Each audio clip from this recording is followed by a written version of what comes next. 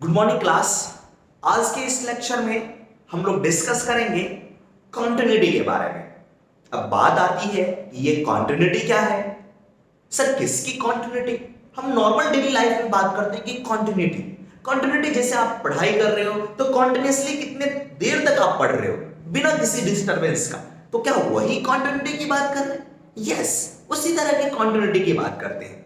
But यहां पे हम लोग बात करते हैं किसी भी फंक्शन के कॉन्टिन्यूटी के बारे में कि कोई भी फंक्शन कॉन्टिन्यूअस है या नहीं है, अपने डोमेन में कॉन्टिन्यूअस है या नहीं है, इन सब बारे में डिस्कस करेंगे।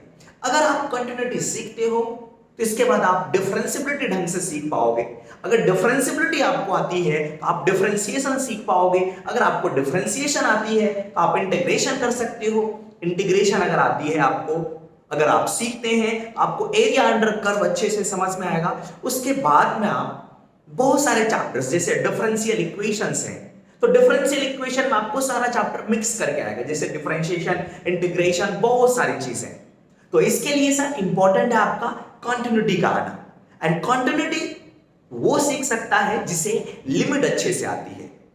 तो आइए डिस्कस करते हैं किसी भी फंक्शन के कॉन्टिन्यूटी के बारे में। अब बात करते हैं कि किसी भी फंक्शन की कॉन्टिन्यूटी को हम लोग कैसे डिस्कस करेंगे।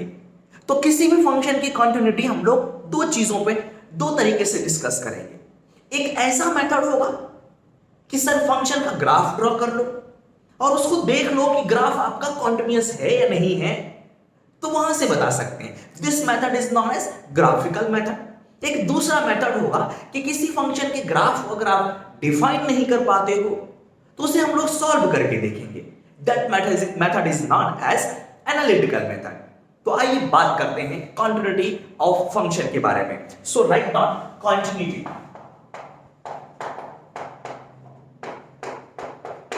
Continuity of function. Normal meaning तो ये होता है कि किसी भी फंक्शन का अगर ग्राफ ड्रॉ किया जाए तो ग्राफ ड्रॉ करते वक्त आपको पेन पेपर से कांटेक्ट लीव नहीं करना चाहिए। बट उसके बारे में हम लोग अभी डिस्कस नहीं कर रहे हैं, ठीक है। तो कॉन्टिन्यूटी किसका सर? फंक्शन का। तो एक एज्यूम कर लेते हैं, मैंने कहा आपके पास में let y equals to fx be a function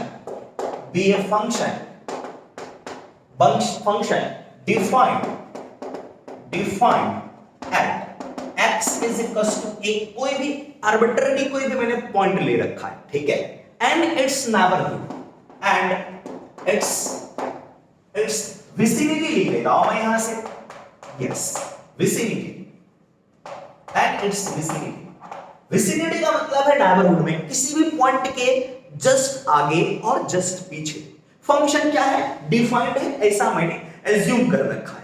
तो चलो एक ग्राफ हम लोग ड्रॉ कर लेते हैं। Let's suppose this is our beautiful y axis and this is our beautiful x axis, ठीक है सर। सो एक ग्राफ ड्रॉ कर लेते हैं। Let's say this is our beautiful function, ठीक है। ये मेरे पास में फंक्शन गिवन है। अब मैंने कहा कि कोई एक पर्टिकुलर पॉइंट लेता हूं। Let's say this is x is equals to a। तो इस x is equals to a पर इस फंक्शन y is equals to fx की वैल्यू क्या होगी? वैल्यू का मतलब है फंक्शन की हाइट।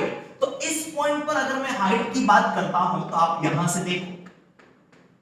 यस, तो ये हाइट इस फंक्शन को मिल रहा है at this point, at this particular point. तो ये कितना होगा सर? यस, x की जगह पे a पुट कर लो। So this is nothing but this will be f of a। ये वाली वैल्यू f ऑफ a आया। अब हम लोग बात करते हैं कि इसके विसिनिटी में क्या होगा। जैसे सपोज इस x में मैंने क्या करा, कुछ इंक्रीमेंट करा। Let's give some increment in x, ठीक है। यस, मैं यहां पे लिखता हूं if we give some increment, if we give some increment in x and in x, then the value of y will also increase। हाँ, इसके केस में अभी मैंने इंक्रीजिंग फंक्शन बना रखा आपके पास, ठीक है। यस, हाँ, will also increase, ठीक है सर। यस, तो चलो मैं बताता हूं। अब बात आती है कि सर आप कैसा इंक्रीमेंट प्रोवाइड कर रहे हो, इंक्रीमेंट में ऐड कर रहे हो, हाँ ऐड ही करूंगा। अब कौन सा नंबर ऐड कर रहे हो, प्लस वाला नंबर ऐड कर रहे हो या फिर माइनस वाला नंबर ऐड कर रहे हो? अगर मैं प्लस नंबर ऐड करता हूं that is known as positive increment, अगर मैं माइनस नंबर ऐड करता हूं that is known as negative increment. तो ये इमटेरियल है, ये आपका क्या कहते हैं कि ये कुछ भी हो सकता है, पॉजिटिव भी हो सकता है, नेगेटिव भी हो सकता है। तो यहां पर मैं लिख लूंगा कि सर जो इंक्रीमेंट है that may be positive and may be negative, ठीक है सर? यस। तो let's say x is equals to a में give an increment delta x, तो मैंने इसमें डेल्टा x इंक्रीज कर दिया। तो अगर मैं डेल्टा x इंक्रीज करूंगा तो a की वैल्यू हो जाएगी यहां से x कोऑर्डिनेट होगा a plus delta x, means हम लोग आगे के पॉइंट पे बढ़ गए। लेट्स से हम लोग यहां पहुंच गए, this is x is equals to a plus delta x, ठीक है? अभी डेल्टा x की वैल्यू मालूम नहीं है, मैं आपको बाद में बताऊंगा। डेल्टा x की वैल्यू पॉजिटिव होगी तो ये वाला पॉइंट आगे होगा, डेल्टा x अगर नेगेटिव होगा तो ये पॉइंट पीछे होगा। तो बताओ सर अगर मैंने इसमें इंक्रीमेंट करा तो y की वैल्यू बढ़ गई मेरे पास में, y यहां पहुंच गया, तो इसकी वैल्यू कितनी हो रही है सर मेरे पास में? इस पॉइंट पे मेरे पास में ये वैल्यू आई, हाइट ऑफ ये हाइट आपके पास में आ गई, दिस इज f। x में क्या a प्लस डेल्टा x, तो यहां पे पुट कर लो, this is f of a plus delta x। तो वैल्यू कितनी बढ़ गई सर? इंक्रीमेंट इन वैल्यू, ये वाला पार्ट आपके पास में इंक्रीमेंटेड वैल्यू है, this is the incremented value. इसे मैंने कहा सर आपके पास में डेल्टा y, x बढ़ाया डेल्टा x, तो y में इंक्रीमेंट कितना होगा? Delta y। So I will write here incremented value in y कितना sir? Is equals to delta y। तो अब बताओ सर डेल्टा y की वैल्यू कितनी होगी? सर ये complete height, this is our beautiful origin, complete height कितना? f of a plus delta x, यहां तक की हाइट कितनी? f of a।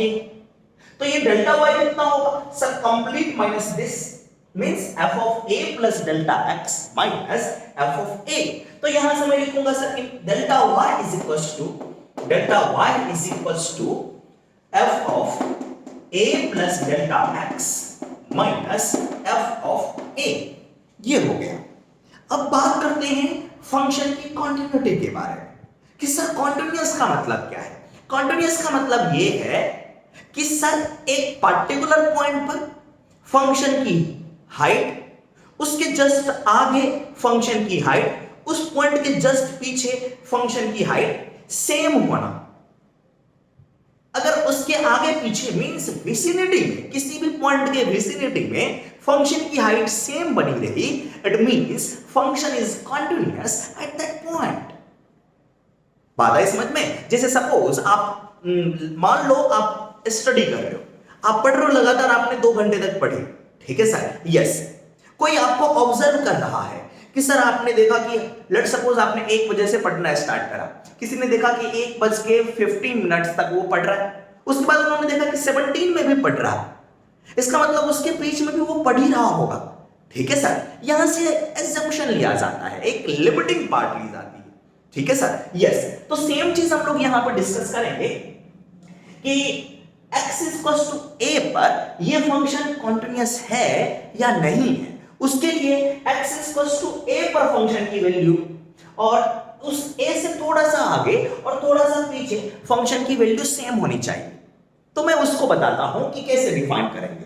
तो मैंने कहा कि sir function y equals to fx is continuous, function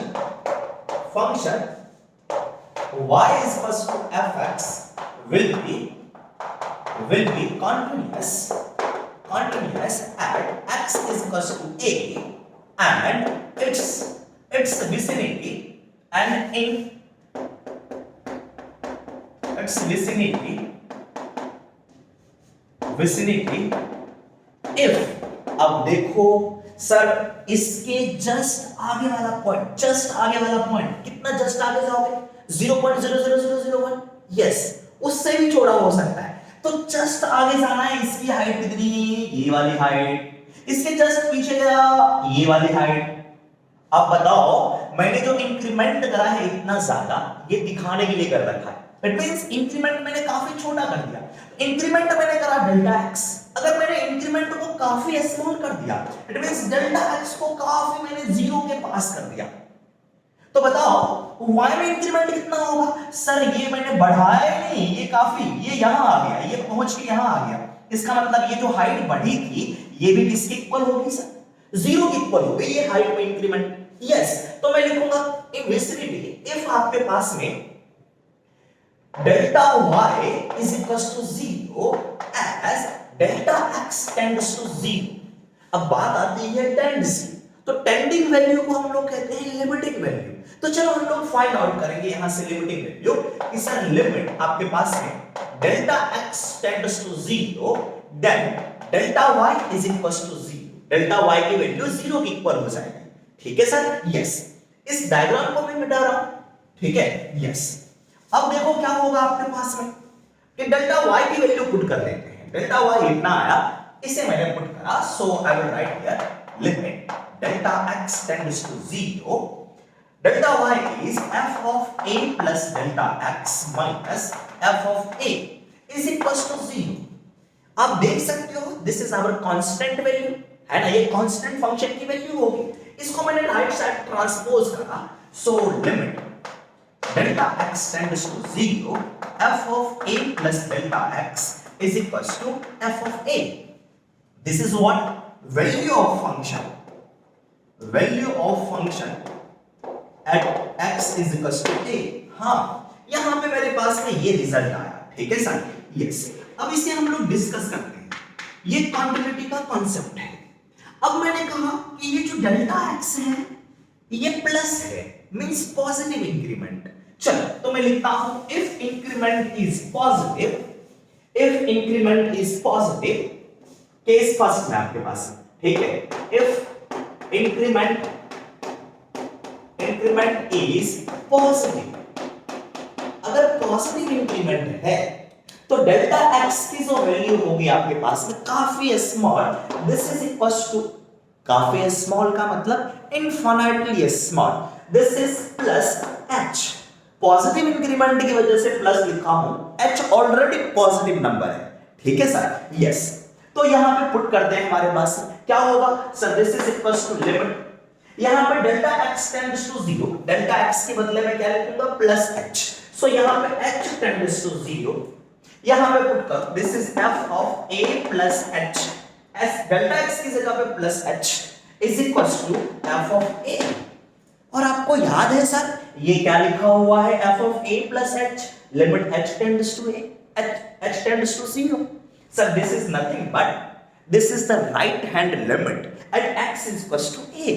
तो यहां पे होगा sir this is our beautiful RHL, ये पूरा का पूरा RHL है। at x is equals to a is equals to f of a। RHL को ही हम लोग कैसे लिख सकते हैं कि sir f of a plus लिखा है, it means f of a plus is equals to f of a। तो ये RHL की वैल्यू हो गई। ठीक है? इसे मैंने कहा आपके पास में condition number first. Second condition भी होगी, मैंने कहा था उसके विसिनिटी में डिफाइन होना चाहिए। तो विसिनिटी में मैंने आगे इंक्रीमेंट करा और पीछे भी इंक्रीमेंट करना पड़ेगा। ठीक है? तो मैंने कहा कि sir if increment is negative, if increment is negative तो क्या होगा आपके पास में? Delta x minus h positive है ऑलरेडी।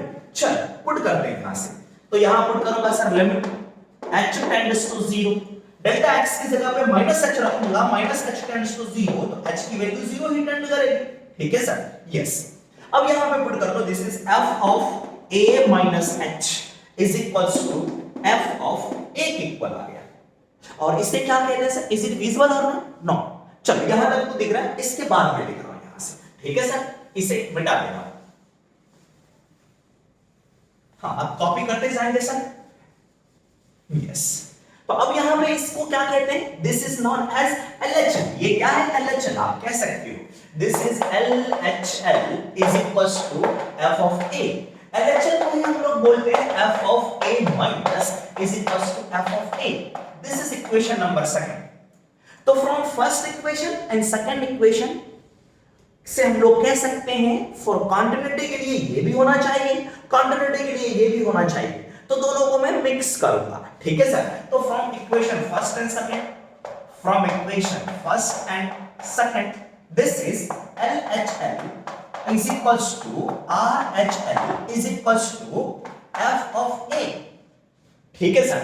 और इसे क्या लिखूं LHL को, एक बार और लिख लेता हूं, limit h tends to 0 F of A minus H, RHL को क्या लिखूं, limit h tends to 0 F of A plus H is equals to F of A, this is the value of function at x is equals to A।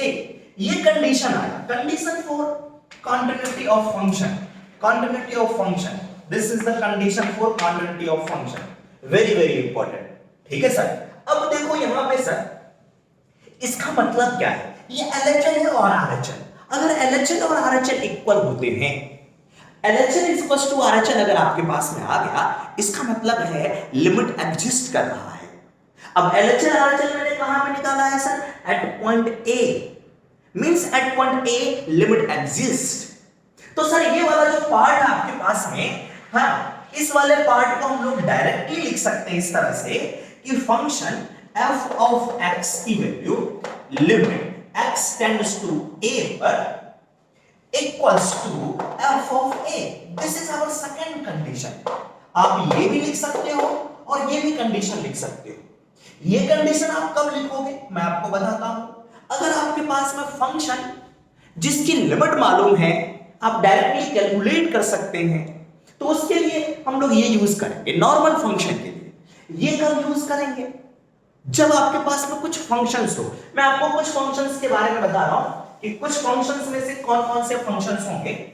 ये आपको use तब करना है जब आपके पास में फंक्शन में ग्रेटेस्ट इंटीजर दिख जाए, आपको सर फ्रैक्शनल पार्ट फंक्शन दिख जाए, उसके बाद में सर सिग्नम फंक्शन आ जाए, 1/x आ जाए, greater than less than equal, ये सारे के सारे चीज आ जाए, ठीक है। यस, मॉडुलस फंक्शन आ जाए, modulus function, then you think about this one कि LHL और RHL को इक्वल करा लो, ठीक है सर।